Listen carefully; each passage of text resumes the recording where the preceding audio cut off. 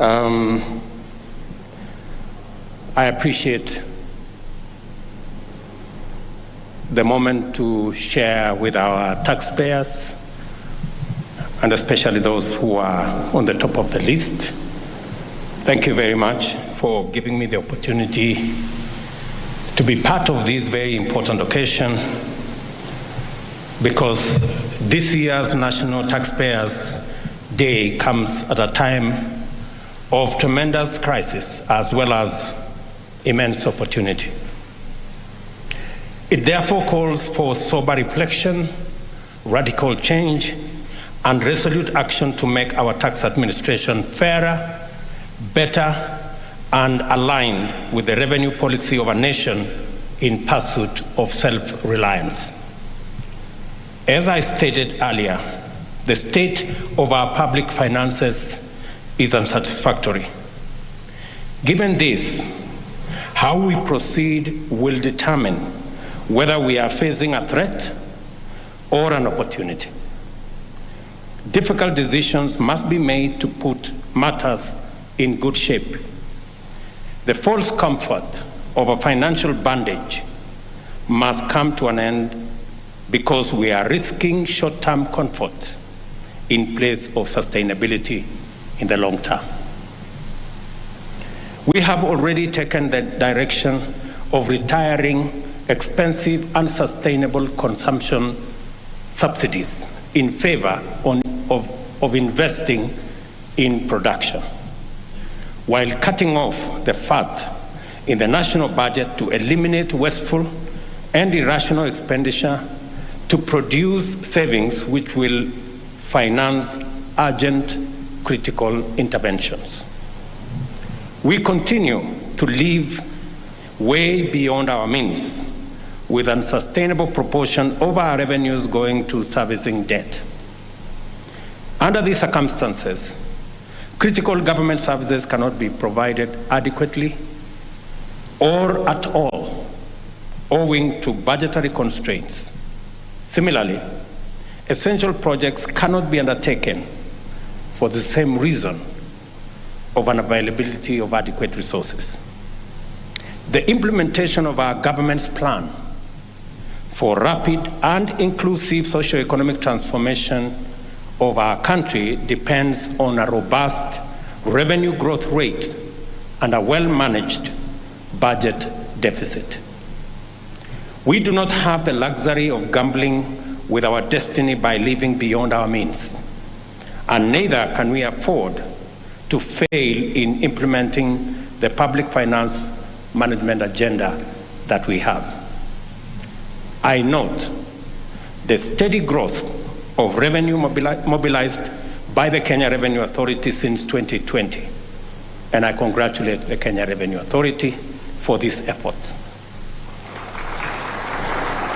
While this is encouraging, the active tax base remains far short of its potential.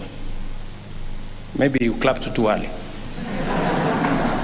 At the same time, it indicates the willingness of taxpayers to meet their obligations under a fair, professional, and facilitative framework. The upshot in sum is that there is evidence of tremendous scope to expand our taxpayer numbers by engaging eligible and willing taxpayers.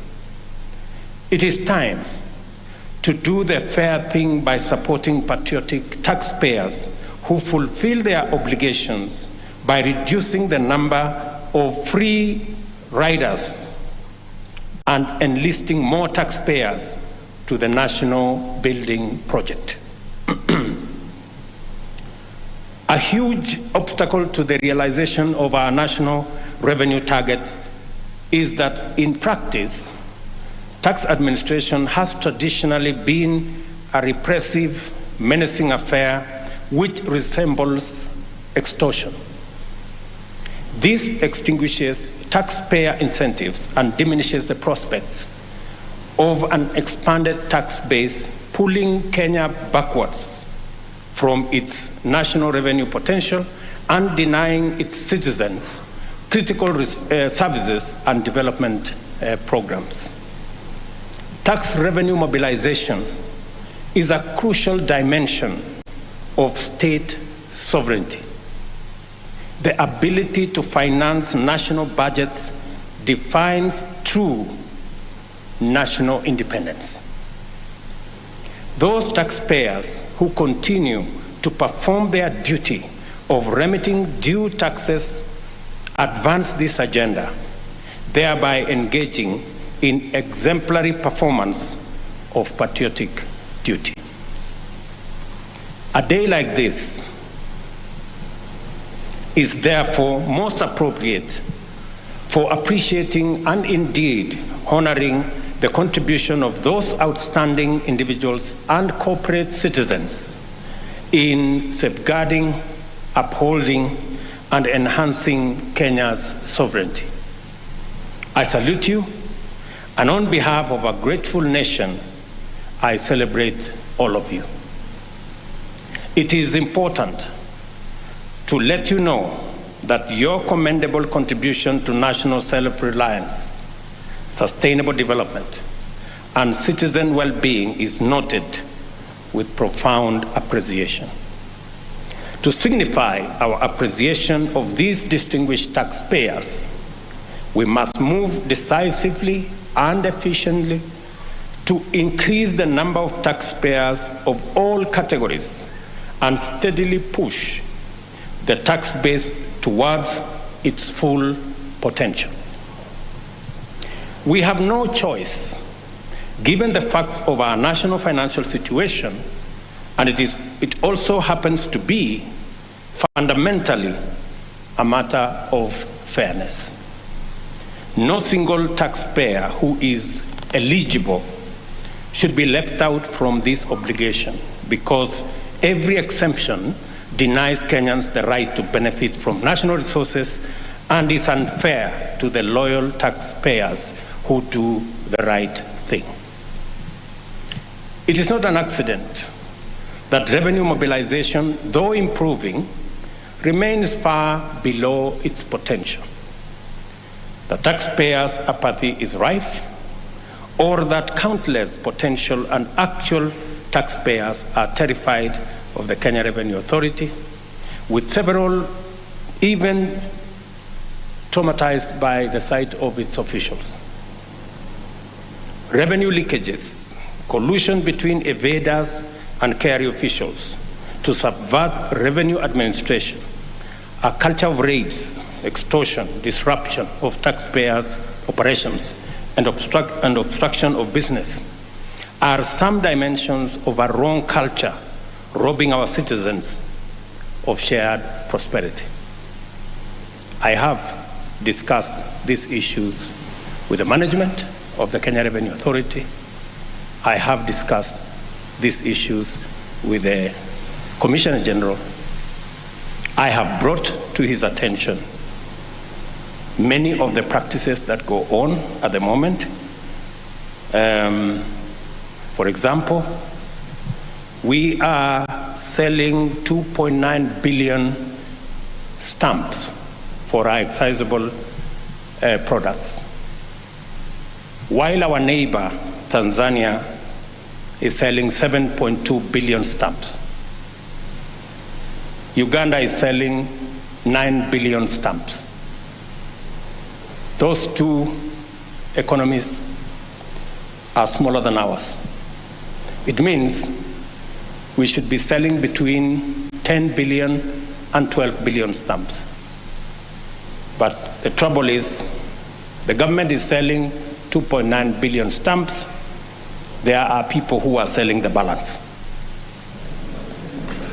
which is approximately 7 billion stamps. And I have told the Commissioner General he must tell these people to stop. And we have no choice. Because I do not want to fight with people, but they must stop. I want to tell the good people in KRA, good people, you must stop.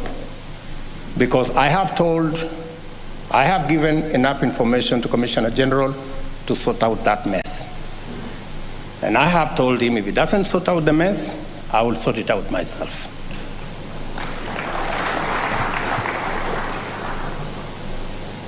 And we should be able to collect enough money.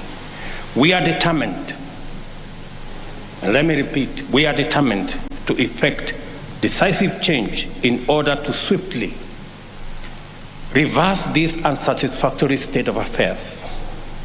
The practice of citizen harassment as a means of tax administration is unacceptable. In the past, revenue collection registered dramatic growth. This was as a result of an effective national mobilization strategy which appealed to our fundamental values and identity and employed citizen education, engagement, and facilitation. Revenue then accounted for 18% of our GDP. In more recent times, the tax administration instruments have been weaponized to achieve objectives that are extraneous and inimical to enterprise continuity, investment sustainability, due process, and the rule of law. The consequences are painful to contemplate. Our GDP has risen to Kenya shillings 12 trillion, yet KRA only raised about 14% of GDP in revenues last year. In the past, KRA was able to raise 18% of GDP. If we collect the same target today, then we would have raised an extra 400 billion shillings. In that case, I expect KRA to raise at least 3 trillion by the end of the next financial year and to double the current collection in 5 years. Let me repeat, for the avoidance of doubt. I expect Kenya Revenue Authority to raise 3 trillion by the end of next financial year and to double the current collection in 5 years.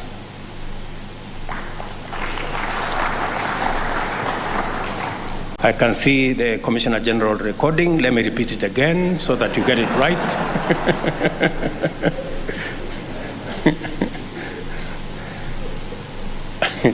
As already indicated, we are committed to instituting comprehensive culture change at the Kenya Revenue Authority in order to make it much more supportive of taxpayers. To achieve this, it will be necessary to radically reform KRA and make it a people-friendly, customer-centric organization that facilitates taxpayer compliance as a core tax administration strategy. At the same time, it will be an explicit mandate of KRA to maximize tax collection while minimizing the compliance burden on the taxpayer. The time for extravagant rebranding exercises, diversionary and cosmetic changes is far behind us. It is now time for a radical shift in our KRA model, focusing on a robust service charter anchored on technology, which explicitly commits to transform customer relationships, simplify the taxpayer processes, and optimize existing facilities to provide efficient services. This shift must demonstrate strong commitment to the principle of impartial taxation, where the tax burden reflects ability to pay. KRA must therefore set out a strong and transparent integrity assurance mechanism embedded in an equally vigorous corruption prevention framework in order to create a stakeholder confidence in the transparency and accountability of its processes. The entire organization must evolve into a community united by transformed corporate culture based on shared values, including the principle of public finance. KRA must also reflect equity by shifting from the overtaxing of trade and undertaxing of wealth to enable the wealthy bear an appropriate burden. As I have said before, our operating philosophy in matters revenue mobilization is going to be hierarchical. This means that we shall tax wealth, consumption, income, and trade in that order. A safe, and by the way, I will lead from the front by paying my taxes. And every company associated with me will lead from the front in paying taxes. There will be no exemptions for whoever. There will be a fair tax regime where everybody is treated equally. The animal farm will not be part of the principle of paying tax. A safe, secure, and conducive environment is necessary for enterprise growth and maturity. Tax administration must consistently, in a coherent, impartial, and rational manner. Business requires simple and reliable tax systems and technologies. Our financial technology space has come of age, and talented Kenyans are now able to offer safe, secure, stable, effective solutions at very competitive rates. The National Treasury and KRA must continuously engage with stakeholders in order to collaboratively review tax policy and make it conducive to traders and micro, small, and medium-sized enterprises to enter the tax bracket. To this end, the current draft national tax policy should incorporate our new economic strategy and spending plans. The KRA must take positive steps to make the business environment favorable for Kenyan traders, and at the same time, it must seal revenue leakages, leverage trade facilitation technology to efficiently and effectively manage border points and to promote the efficiency of cross-border trade. Our plan aims at transforming the over 10 million Kenyans currently struggling to put a meal on the table into new taxpayers through interventions to rapidly increase incomes at the bottom of the pyramid. Our pledge to commit investments to the informal sector is intended to lift these millions from the bottom of the economic pyramid into active wealth creators, significantly broadening the tax base. A crucial pillar of this vision involves attracting high-quality investments in all sectors. Tax administration must not be a barrier to investor confidence or a factor of high cost of doing business. This dramatic economic uplift will be situated in the MSME sector, which traditionally employs close to 90% of new entrants to the labor force. Our government will empower this sector through financial instruments to provide affordable and accessible financing to MSMEs. And for its part, KRA must ensure that our tax administration is fit for purpose with a tax structure that enables MSMEs contribute to national development, even as we make them viable enterprises. There exists tremendous potential for the KRA to play a significant role as the engine of national transformation. In order to rise to this full promise, it is time for KRA to finally catch up with the digital transformation that has swept through the country, positively transforming our social, economic, and political landscape. A professional, people-friendly, customer-centric KRA should leverage technology and lighten the tax-paying burden through universal